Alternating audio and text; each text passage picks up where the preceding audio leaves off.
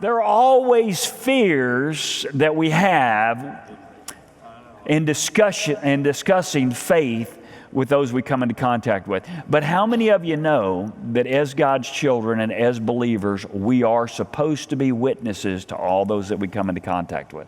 Absolutely. And so that's why we do this. So I want to introduce a couple of guys to you. Mark, you probably know Mark if you've done anything with apologetics here at our church, defending the faith with apologetics.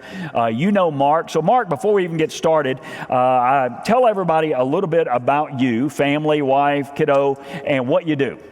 Okay, I'm a chemist, and I'm married to another chemist, and I married my what exactly is a sign? What's the compound chemistry sign for two chemists that marry? Well, that's a very good apologetics question because we can't have empirical evidence for that.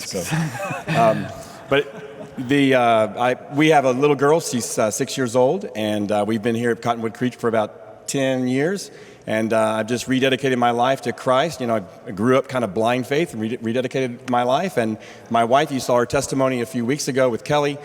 She's only been a Christian for 5 years. So that's who we are. Yeah. So if you remember a couple of weeks ago, Kelly, that was his wife when talking about the scientist mind. Now, you decided you were willing to sign up and host a discussion group, right? Tell us where your crazy idea of hosting this discussion group was. Well, it's not really my crazy idea, right? Because I know the Bible is true. And if you know the Bible is true, you have the Great Commission. And the Great Commission is to go, take the word and make disciples of all nations. Well, he tells you also where to go. It's Judea and Samaria and the most remotest part of the world. But, I went to Samaria. It's called Tupp's Brewery here in McKinney. Needless to say, there was no hard time getting people to show up because I was buying the beer. Okay, you have just proved you're not a really good Baptist. But so you decided that I'm not going to host it at church. I'm not going to host it at my house. I'm going to go to where I know people will show up. And so tell us what happened. Your first night, how many did you have? We had 13, I think, on the first night. We averaged about 10. Some nights we even had one gentleman who came up because I always invited everybody that was around us to join us.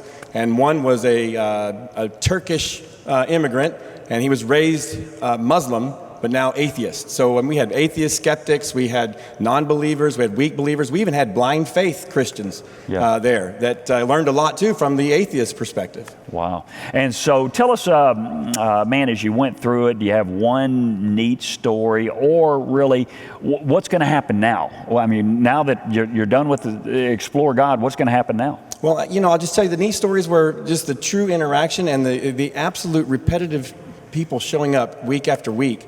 And one of the really great things is we had one skeptic who was, the reason I showed up here because it wasn't at a Baptist church. And I'm like, well, me too. He actually has gotten to the end of this series. And of course, the last thing I was going to do when I closed on Wednesday night was ask them if they wanted to do it again and if they could invite their friends. Well, that skeptic, he wanted to do it again and wanted to bring his friends, but we're going to do it in West McKinney this time. Got to pick a different brewery, but there's not one over there. All right. Well, y'all give Mark a hand, all right? But y'all are going to keep going. They're going to keep going. All right. So that's a good thing, all right?